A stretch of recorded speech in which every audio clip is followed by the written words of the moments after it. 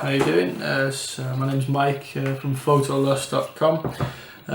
This is going to be the first of a few tutorials on how to work with film.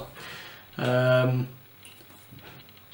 be showing you how to sort of load film into pots and things like that in the next couple of tutorials, but this one's a fairly easy one that works with the canister itself.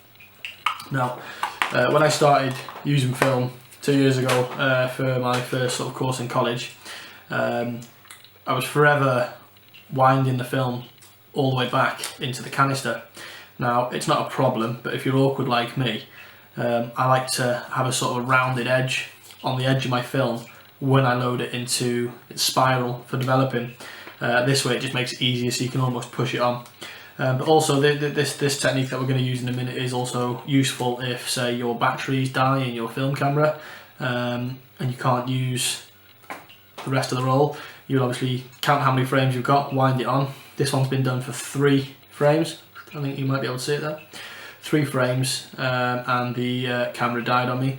So I wound it on, and just for this tutorial I'm going to show you how to retrieve it once it's actually been into the canister. So just to show you that, you know, it is cheap and easy to do. All you need is what I call rescue film. Now these are 2 horrific, as you can see, no detail at all on my films from some slide film I did at the beginning of the year. Double-sided sticky tape, any will do, doesn't really matter, and some scissors. You can buy the tools to do this, but the tools themselves are £18 plus delivery. So 18 quid for a tool that you can make yourself out of a piece of film is much better in my eyes. So just to show you, I'm gonna, that is well and truly into the canister. You cannot get it out. If you turn it the other way, it'll just keep turning, then your film will cockle over and crinkle up. So let's start. Okay, I'll put the film down here for now. I'm going to choose a piece of film. I'll try and remember which way this goes in now. Right, so make sure the edge of your film is completely flat. There's no grooves or anything like that on it. So you get something like that. Cut yourself a smidgen of double-sided.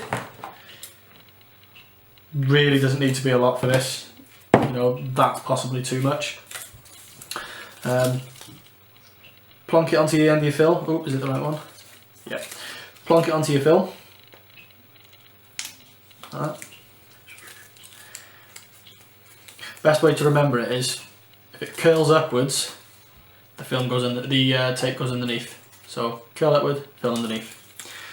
And then what you do, make sure it's flat, take it off, and you're left with a tiny bit of tape on the film. Now, if you were to try and stick it into the end of the film pot there, it would not go in. That's too sticky, and you have a fleecy material on the actual canister itself. So what you do is things like this, just to try and get a bit of fluff on it, or just try and get rid of the stick a bit. You can use your fingers, anything you want, just to get rid of that stick. And then what you do, it might be still a bit too sticky, we'll find out in a second. Canister facing like that, hope you can see properly. You slide one edge in, then the other edge, and you push it past until it starts going in a bit freely. Now that's mainly the way in there now. And then what you do is you turn the cog, so as if you're sort of winding the film in, and then eventually, I don't know if you can see it there, it'll start pulling the rescue film in. And now slowly, if you pull it, there's your leader. And that is that. And it will help. A lot of people say I'm a bit too funky with my ideals of having to have a nice neat edge. You can cut it flat. I prefer to push load instead of ratchet load when I'm using my film pots.